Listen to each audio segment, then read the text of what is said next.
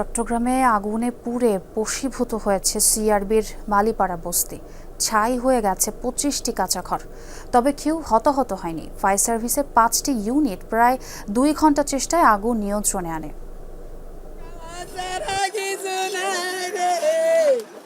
এক মাস পরই ছেলের বিয়ে। খরচের জন্য 4 লাখ টাকা ধার করে ঘরে রেখেছিলেন এই দম্পতি, কিন্তু আগুনে সব পুড়ে ছাই।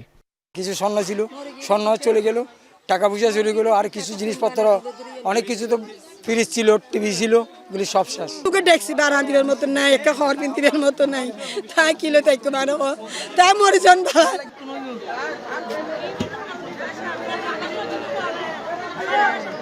মঙ্গলবার ভোররাতে চট্টগ্রামের সিআরবি এলাকার মালিপাড়া বস্তিতে হঠাৎ আগুন ধরে যায়। মুহূর্তে ছড়িয়ে পড়ে আশেপাশে। ভস্মীভূত হয় অন্তত 25টি কাঁচা ঘর। আগুন দাও দাও করে জ্বলতেছে। আসার পরে বের হচ্ছে, আগুন তো দ্রুত চলতেছে, কোনো কিছু বের হওয়ার সুযোগটা ছিল না। এখানে খুব দ্রুত গতিতে আগুনটা আসছে, আমরা বাইর করার কোনো সুযোগও পাই নাই।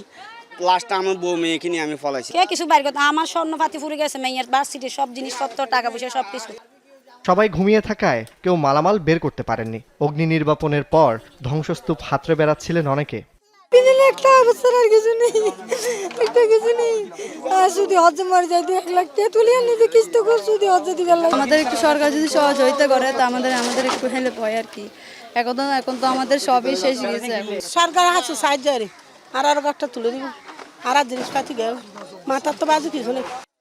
ফায়ার সার্ভিসের মোট 5টি ইউনিট প্রায় 2 ঘন্টার প্রচেষ্টায় আগুন নিয়ন্ত্রণে আনে। এখানে যে ঘনবসতি রেলওয়ের জায়গার ভিতরে, এখানে গ্যাস সিলিন্ডার ব্যবহার করা প্রচুর, এবং গ্যাস সিলিন্ডারের আগুন থেকেই আগুনটা লেগেছে বলে আমরা জানছি।